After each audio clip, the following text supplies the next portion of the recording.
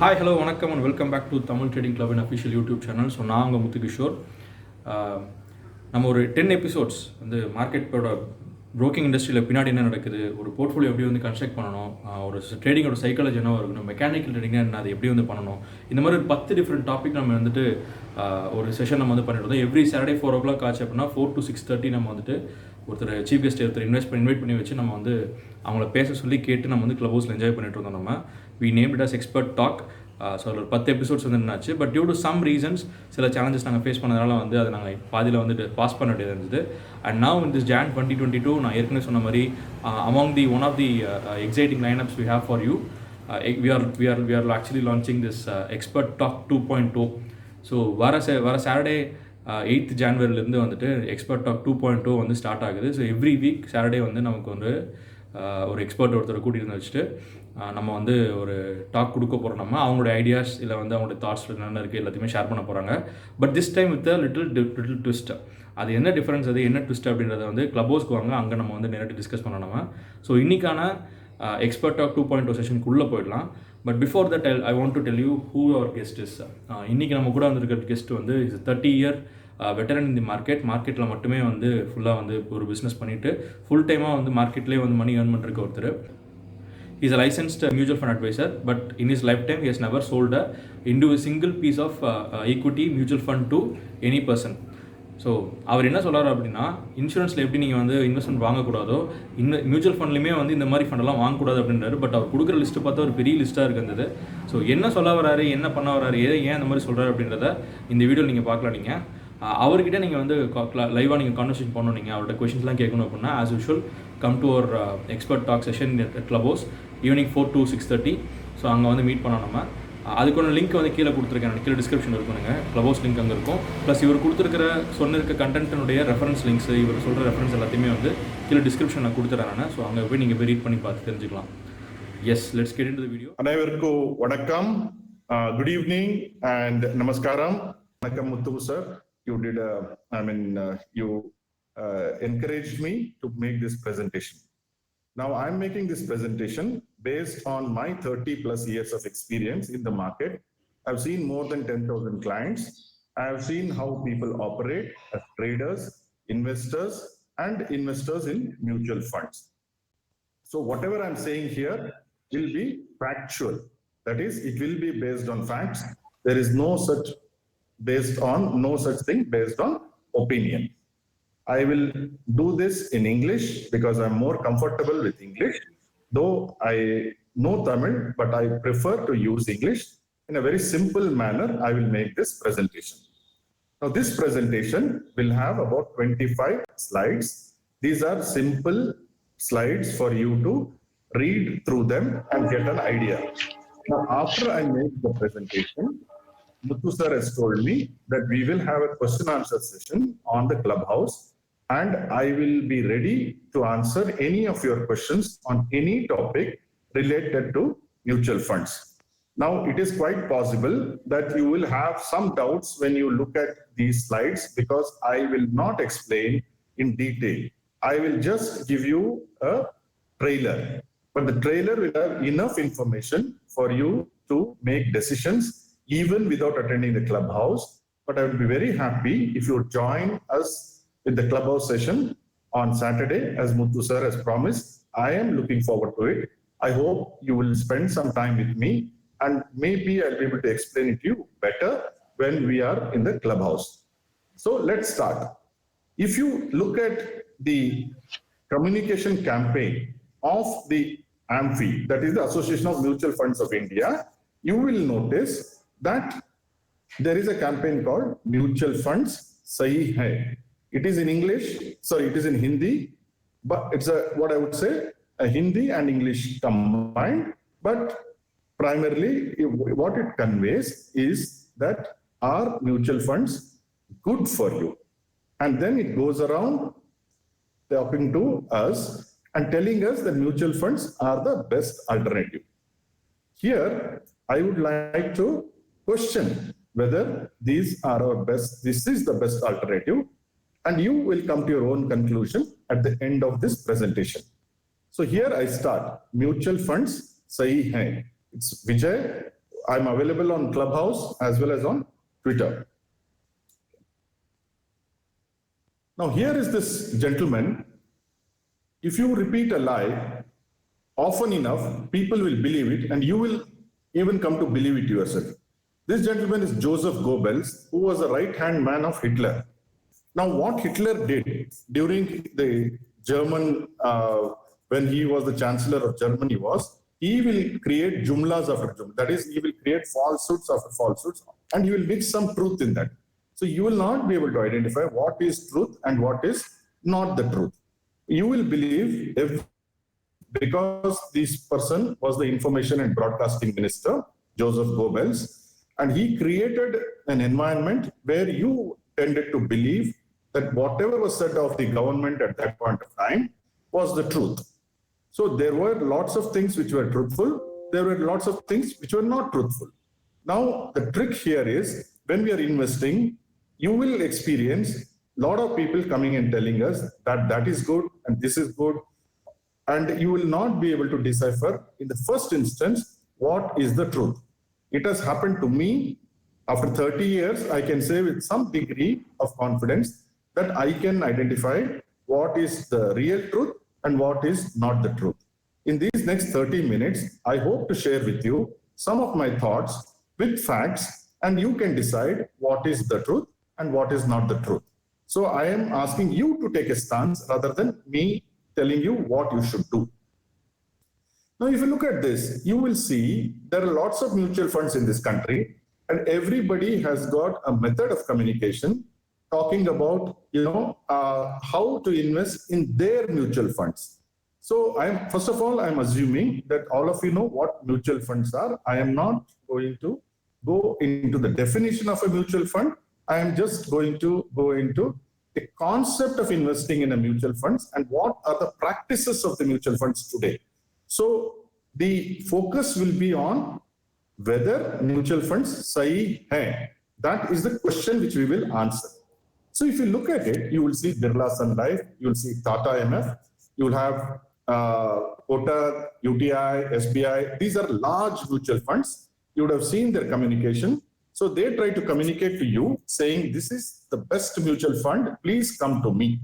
So they will have somebody as their logo, or they'll have somebody as their icon and say that that is the best mutual fund, so please come to me. You would have seen lots of such advertisements.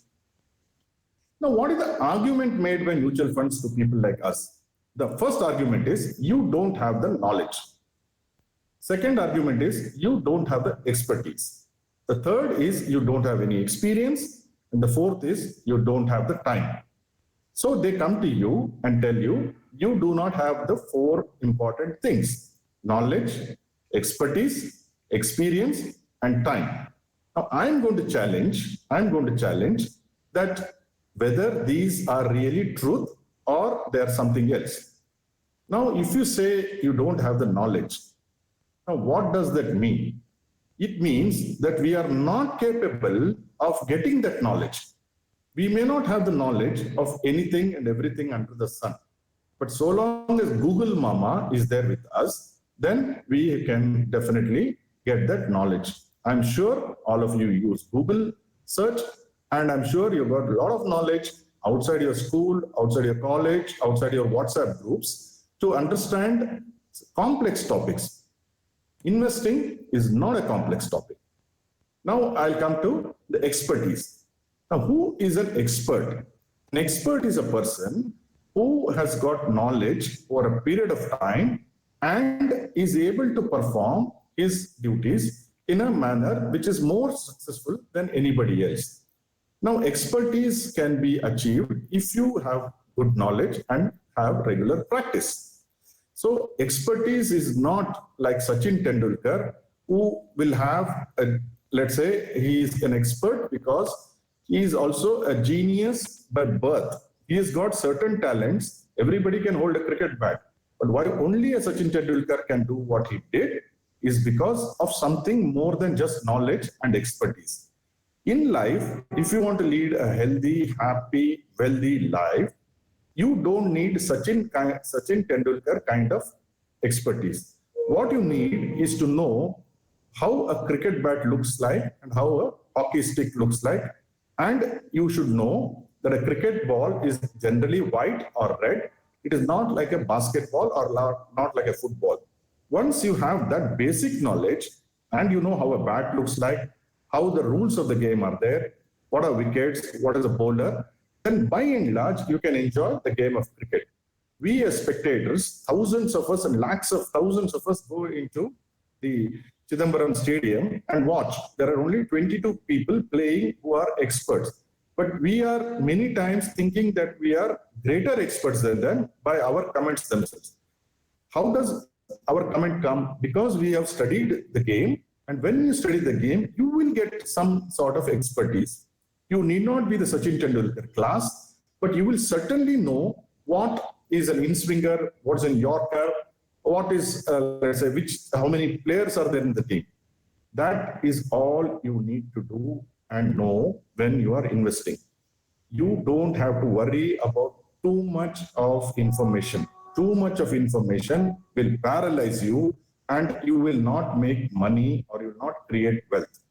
So first, knowledge, Google Mama, expertise over time, experience. Experience obviously comes with age mostly, but it is not necessary that the older you are, the more experienced you are in a positive sense. You can have bitter experiences also.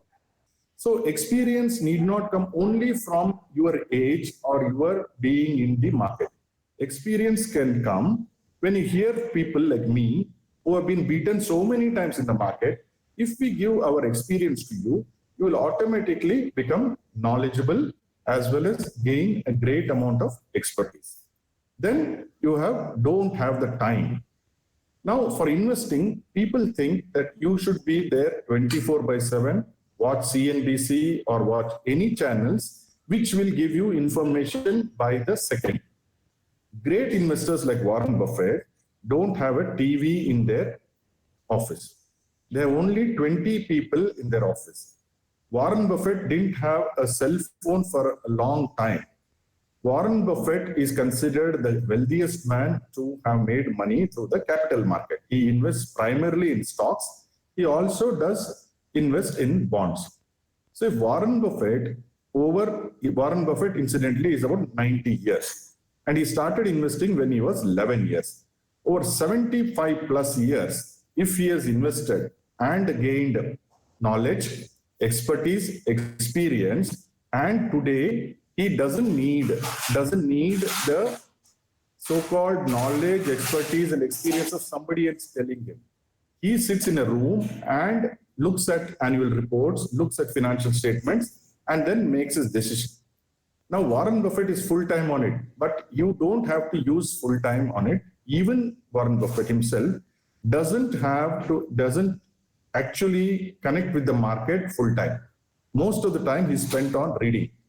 So as a normal individual, if you want to be successful in the market, if you want to make a reasonable amount of wealth, you don't have to have a great amount of time to be spent in the market. In my opinion, if you spend 1 hour per week, I'm talking of 1 hour per week, if you can do that, then you should be able to invest with the knowledge you have, with the expertise you have, and the experience which you will gain successfully over a period of 30 years or 60 years. I will try to show you in the next few slides what I'm saying is true. Now you would have heard your friendly neighborhood investment advisor who comes to you and says, I've got a product, this will double your money in 2 years, and it's completely risk-free. I'm sure you would have heard, I have heard it. For instance, cryptocurrency, people will tell you that it will double within 2 months and it is completely risk-free. So you will have to ask a question, if it is so easy, then how is it that everybody is not doubling their money in 2 months or 2 years? Okay. Then you talk of the argument by the distributor and then the agents. What does the distributor or the agent say? He says, you don't know what you're doing.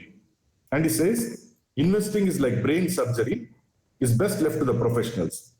Third, nobody beats the market anyway. That means you cannot succeed in beating the market. Fourth is 15% a year if you are aiming. It is very unlikely because you are an amateur investor. Fifth, if the professionals can't do it, then you certainly can't. Sixth, if you could do it, everybody would be doing it. Let's take it one by one. You don't know what you're doing. Now, if somebody comes and tells me you don't know what you're doing, all I will tell him is, please don't think I'm a fool. I can learn. Google Mama is there to help me. Vijay is there to guide me. Muthu sir is there with experience. All together, I'll use their brains and my own brain together. I will be able to understand and know. Investing is not brain surgery. Investing is not brain surgery. Believe me, I've been in the market 30 plus years. It is very, very simple, but it is not easy. There is something called simple and being easy. So simple habits are like, say, going for a morning walk. It is simple, but it's not easy because every day you will find a new excuse not to go. So being simple and being easy are not one and the same. Nobody beats the market anyway. Now I will show to you that you can at least equal the market. Now talking of 15%, what we want today is we want to get a better bang for the buck. That is, if you invest in FDs, you will get 5%. If you say, let me hope to get more than 5%. That's all. My aim should be to get consistently more than 5%, probably beat inflation, which means you take it at 10%. If I aim to get 10% year on year and do it consistently, then you will actually make enormous amount of money. So you don't have to worry about, trying to get 25%, 30%. Incidentally, Warren Buffett, the world's richest man in stocks, who has made all his wealth in stocks, has got a compounded annual growth of about 28%. But he has done it over 70 years. That is his CAGR, which is compounded annual growth rate over 70 years at 28% is made in the world's wealthiest man. We are not going to go to the Warren Buffett levels. We are not going to go to Sachin Tendulkar's levels. We are trying in our own colony to set up a cricket team and try to play well in that cricket matches whenever they come. So our aim should be somewhat lower than Warren Buffett. We should aim to see that we will get where we will get a regular rate of return. 1 year you may get more, 1 year you may get less, but over a 30-year, you should be able to get a 10% return on investment. Incidentally, if you look at the BSE Sensex or the Nifty over long periods of time, you get 12 to 13% CAGR. If you take a 10-year, 20-year, 30-year period and calculate, the index has moved about 12 to 13%, which is a fantastic return. If you look at it, it is more than double of your FD.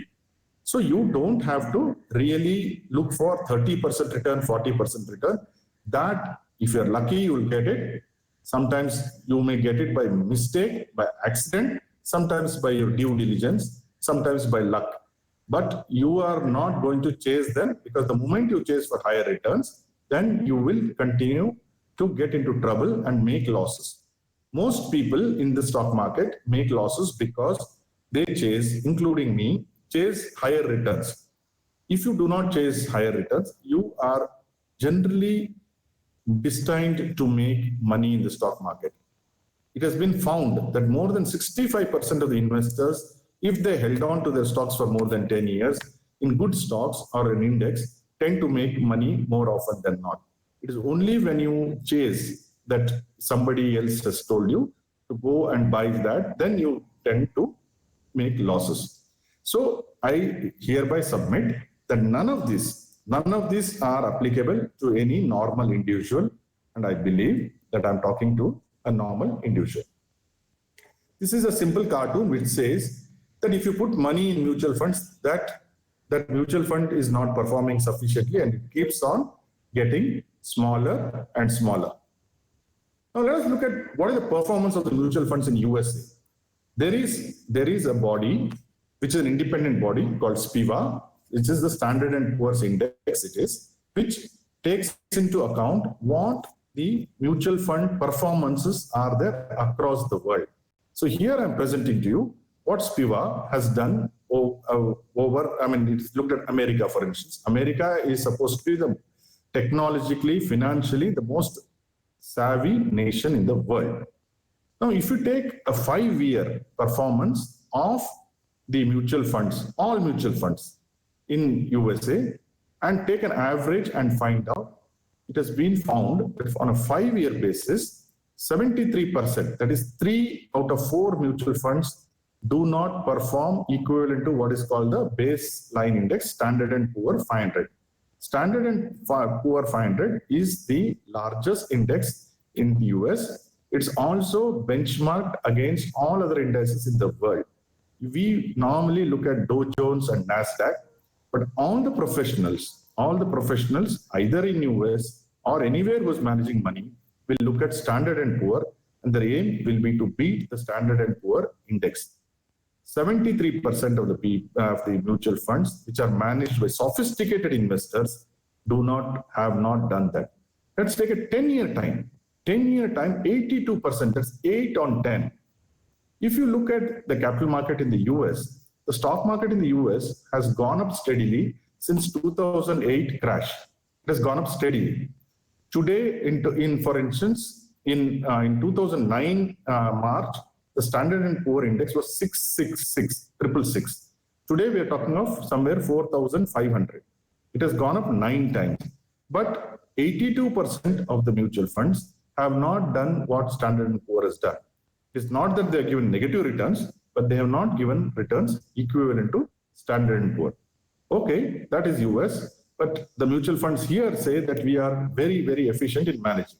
Let us see by the same SPIVA, the organization which has looked at US mutual funds, has also looked at Indian mutual funds. And let us see their performance here. In Indian mutual funds, again, among the large cap mutual funds, 83% of them have not beaten the index. Here they take the index of the BSE, S&P BSE 100. The top 100 stocks index is there called the S&P BSE 100. The 83% of mutual funds have not been able to beat the S&P 100. In the mid cap, you have about 70% underperformed the index. You take the equity linked savings scheme. People say, please put money in equity linked savings scheme because the government of India gives some tax benefits. Even if you put there, you see 76%, that is 3 on 4 mutual funds, have not beaten the basic index. Okay, what about debt? 70% of the mutual funds have underperformed the government bond funds. Let us take the corporate debt. In corporate debt, 97% of the mutual funds have underperformed the composite bond fund. Why is the percentage higher? Is because most of these debt mutual funds invest in corporate paper of companies which are basically fly-by-night operators. You take DHFL, you take S-Bank, you take of Videocon, you've got any number of companies who have given out what is called commercial paper. That is, they have borrowed from the market at high rates of interest. Today, I was listening, got a communication from one company called Dhani, which says they will give me 11% on their commercial paper, that if I buy their debt, then they will give me 11%. Now, it's so attractive, but I am fairly certain that company will not exist 3 years from now, because nobody can give 11% and do business in this country. Now you take performance in 10 years. Now 10 years again, the large cap funds, 2 out of 3 large cap funds have underperformed. ELSS 49%, mid and small caps 40%, government bond funds 86 and composite funds 100. Okay, over a 10-year point of time, maybe the large cap funds, at least 1/3 of them have performed, or the mid and small cap 60% have performed. But the challenge is, which are these funds? Whether the one which performs today, will it perform next year? Because the mutual funds, if you recollect, in the last part of the advertisement will always say, past performance is not guarantee of future performance. So we do not know which are those funds. Okay. So what do you think the mutual fund managers are doing? This is a cartoon which is there in one of the newspapers, but it looks so realistic that you make a board, a dart board as it's called, and you keep throwing darts wherever it goes. If it goes to TCS, you buy TCS. If it goes to ITC, you buy ITC. Of course, this is just a joke, but what I'm trying to get at by this cartoon, or what the cartoonist is trying to say, and which is a very popular cartoon, says that blindly people are investing. The mutual fund guys who are supposed to have experience, expertise, time, they are investing blindly because XYZ invested, I am investing, and because I am investing, some other mutual fund is investing. What in English is called as herd mentality. Okay. Now let's go through the history of mutual funds in India. Mutual fund started in the year 1963. UTI, Unit Trust of India, was the first mutual fund. After a quarter of century, SBI Mutual Fund came into being. The private sector made its debut, Kothari Pioneer, which is a Madras-based company. It has now become Franklin Templeton, 1993. Then the foreigners came through Morgan Stanley in 1994.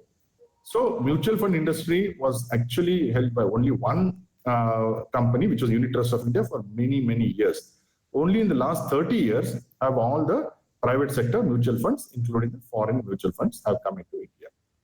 Now, if you look at what happened about UTI, if you have seen the series The Scam of 1992, I assume that quite a few people, if you're interested in the capital market, would have seen it. It's a fabulous explanation of how things were working during 1992 when I had just started my investing career. I started in 91.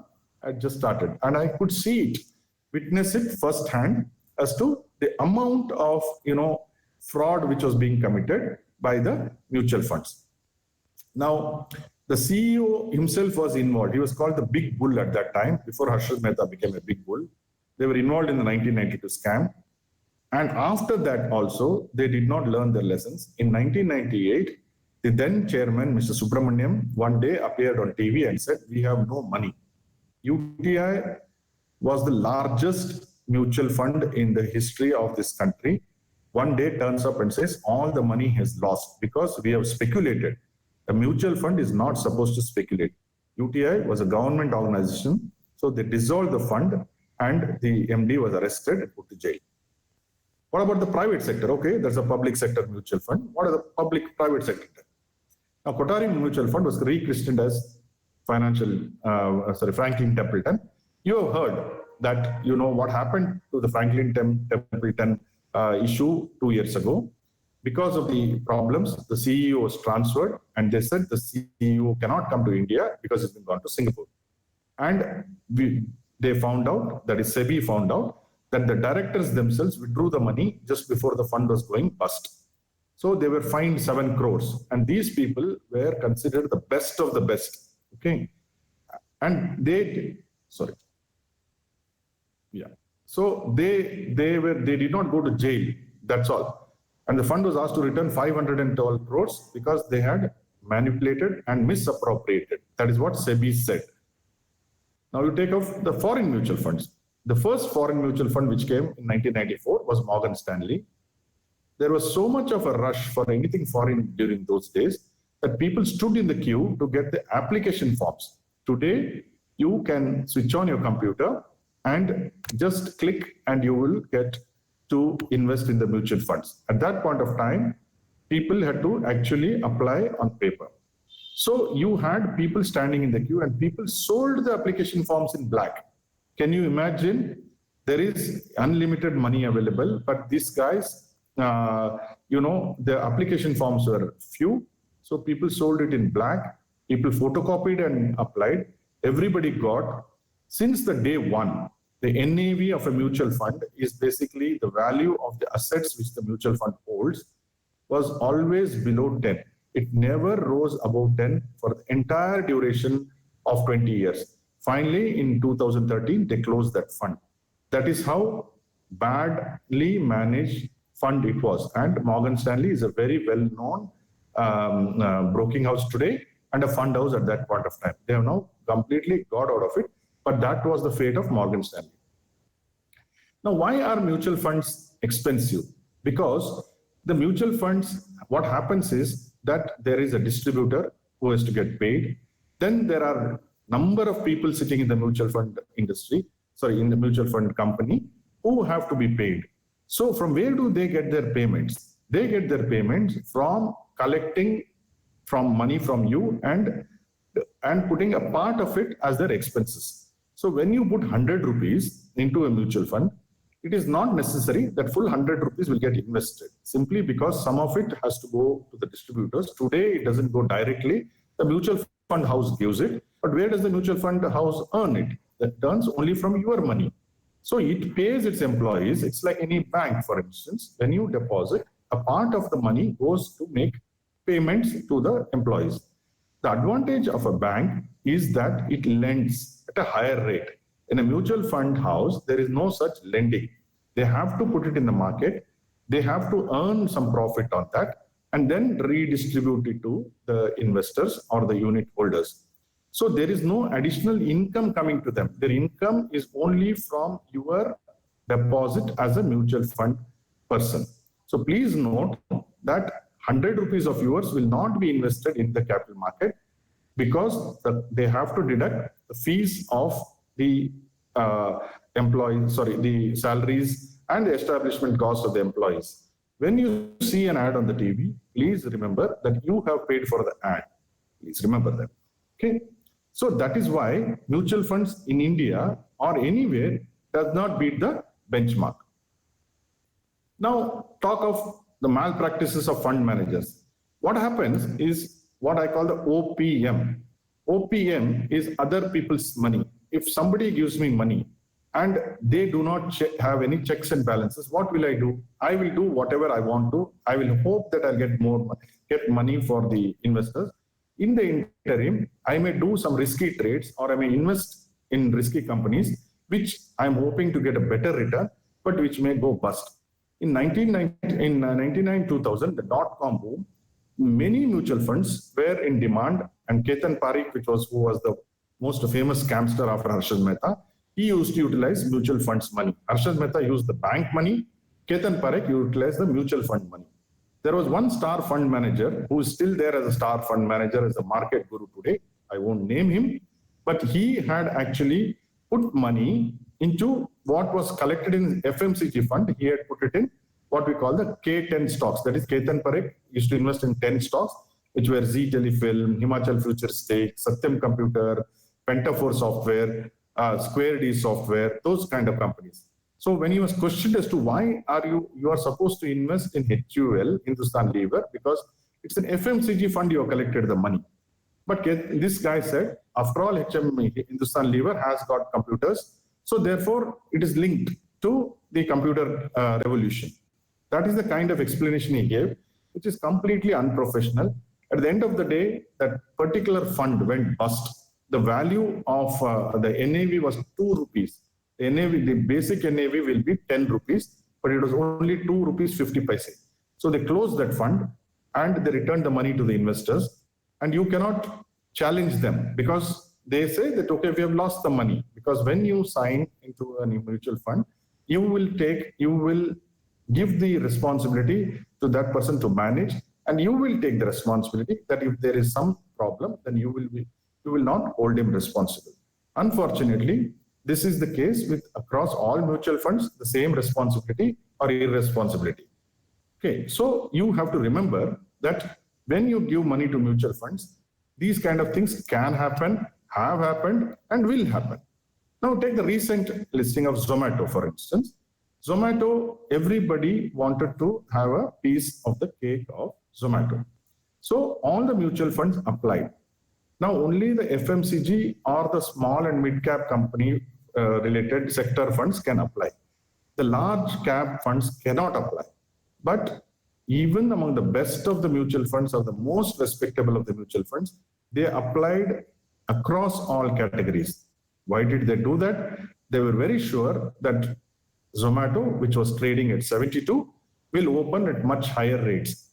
And this they did for all the regular mutual funds, all the regular IPOs which have come since then. Now, this is the malpractice. I think this is a malpractice. I think this is professionally bad because in case of Zomato, people were lucky. The anchor investors, as they're called it, they were able to sell it after 30 days at a profit. But today, if you look at the capital market, you have Paytm, You have so many companies, car trade, you have so many companies where mutual funds have invested, and you are seeing that those share prices are below the issue price. There is something called the issue price, that is the price which the company issues shares to the public, and then there is a listing price that when it gets listed, you have a particular price. If the listing price is greater than the issue price, you make a profit from day one. Many of the companies which have come after Zomato have not made profit from day one for the investor.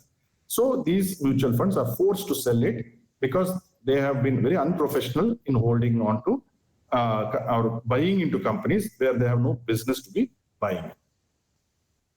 So now another scam which goes on is something called a new fund offer. See, usually the mutual fund, when you apply, you are supposed to apply at what is called the NAV, that is net asset value. Net asset value is derived every day at the end of the day. So you have this, all the mutual funds are supposed to give you the NAV. Let us say if you are investing in Kotak Mutual Fund, a particular fund of Kotak Mutual Fund, then you will go and find out what is the NAV. If it is 25 rupees, then you have to invest at the rate of 25 rupees. So if you put 25 rupees, you will get 1 unit of Kotak Mutual Fund. Now, what these people do is that they come about saying that we will give it to you at 10 rupees. Now, you will feel that 10 rupees is cheaper than 25 rupees. That is what the distributor will tell you. He will incentivize you. Why? Because the mutual fund house incentivizes the distributor, and the mutual fund house is very unprofessional by telling you that it is coming at 10 rupees. True, it's coming at 10 rupees. But when they go and invest, they will have to invest at the same rate as what a Kotak Mutual Fund is doing. Let us say XYZ Mutual Fund comes at a NOFO of 10 rupees, but they will have to go and invest at the same price as Kotak Mutual Fund is doing. So at the end of the day, there is no comparison, there is no advantage. They are in the same battlefield. So it's only you who feel that I bought it at 10 rupees. So this is another unprofessional attitude which mutual funds are doing it.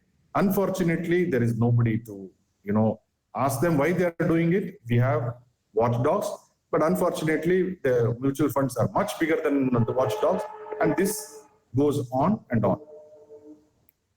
Okay, mutual funds also come in another variety called index funds.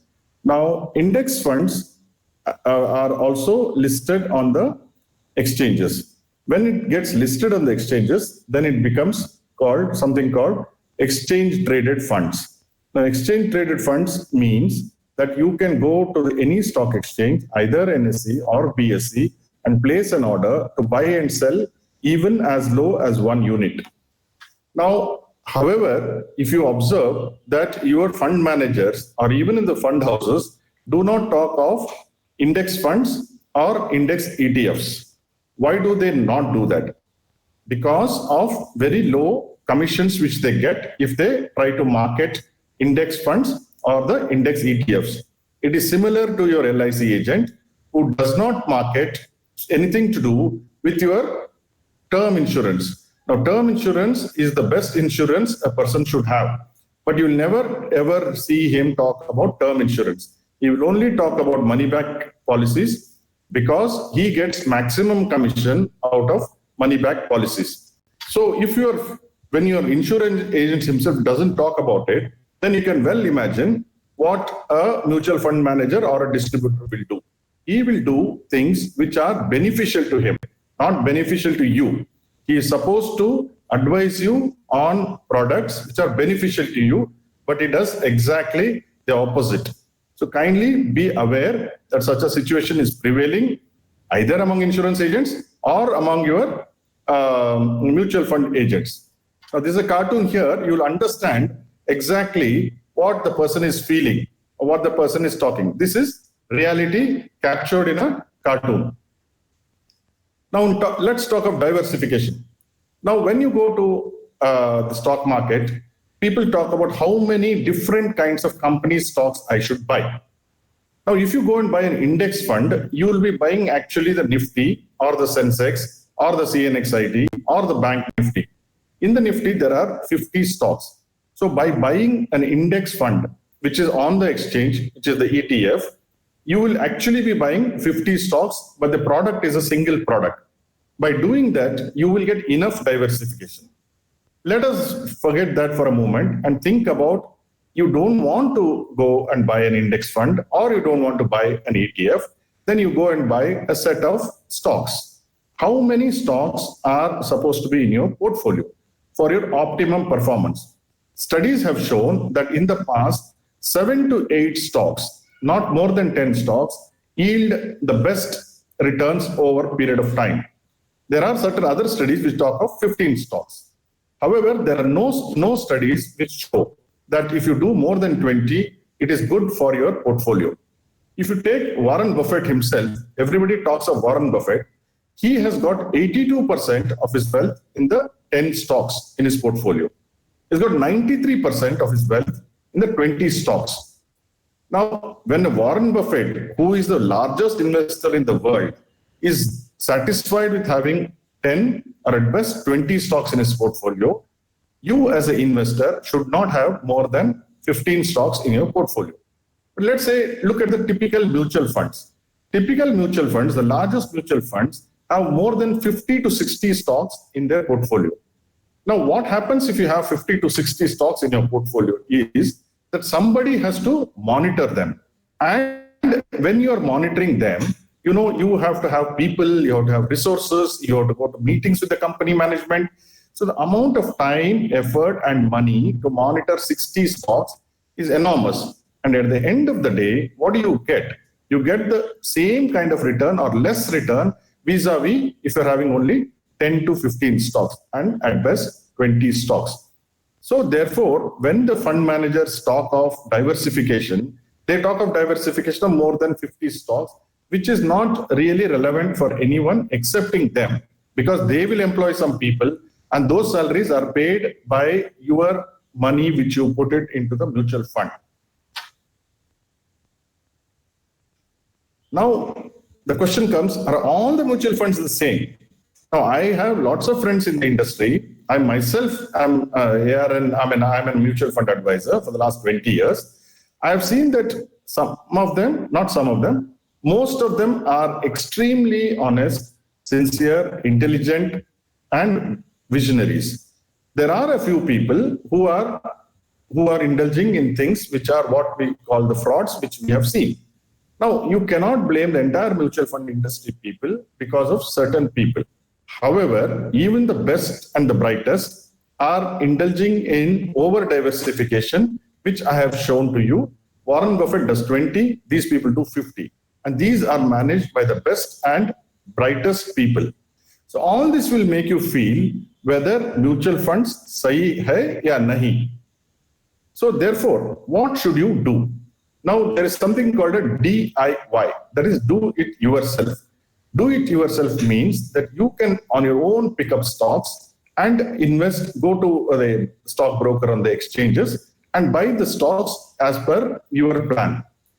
Now, if you don't want to do that, then you should do the next best thing is to go and buy the ETFs. Now, ETFs have come to India for the last 19 years, they've been there. But since they have not been promoted by the mutual funds, ETFs have not really taken off. Today, if you take 100 crores is lying with the mutual funds all over India, if it is lying 100 crores as an example, only 10% of it is in the exchange traded funds. Whereas in the US, 37% of all money put in the mutual funds goes to the ETFs. The sophisticated investors in the US use ETFs. So why should we not use ETFs? This is primarily because the commissions are low as far as the ETFs are concerned for the fund manager. When the commissions are low, that means you get a better service or you get more bang for your buck. But the mutual fund manager or the distributor doesn't get too much money off you. So therefore, they will not like to promote something which will give them less income. Now, so therefore, apart from ETFs, what else can you go to mutual funds for? These bond funds. Bond funds are debt funds, which you should go to the mutual funds because you as a retail investor will find it very difficult to get bonds at reasonable prices, either on the exchange or otherwise. So therefore, it makes sense to go to a mutual fund which is having pure debt. Then the third reason why you should go to a mutual fund is funds with international exposure. Though the government of India gives you permission to buy up to $250,000 worth of stocks abroad, it is difficult to actually find a good broker who will do this service for you. So it's always better to go to a mutual fund which has got an international exposure in terms of either stocks or bonds. There are many of them today by all the big fund houses. You can go to them and you can buy those mutual funds. Now, finally, I would like to talk about ETFs. Now, ETFs are the future, as I mentioned to you, how US has progressed to 37%. Over a period of time, India will also come to 37% to 40%. We are always 20 years behind ETF. So in the next 20 years, you will see ETFs being more popular than the normal vanilla mutual funds. The important advantages of ETFs are that trading flexibility. When you buy a mutual fund, when you put your money in, they will give it to you at yesterday's NAV, that is the net asset value. So if yesterday's NAV is 25 rupees, you can buy a mutual fund unit at 25 rupees. Let us say if you want to sell a mutual fund unit or units, then at the end of the day's NAV is what is declared, what which is declared will come to you as your outflow. So if the end of the day NAV is 20 rupees, so you will get 20 rupees per unit. In case of ETFs, you can buy and sell during the day. You don't have to wait till the end of the day. You don't have to worry about how many units you want to buy or sell. You can buy even a single unit. Whereas in mutual funds, you have a minimum price, minimum value of 500 rupees in certain funds. Then in terms of portfolio diversification and risk management. So your risk management is very good because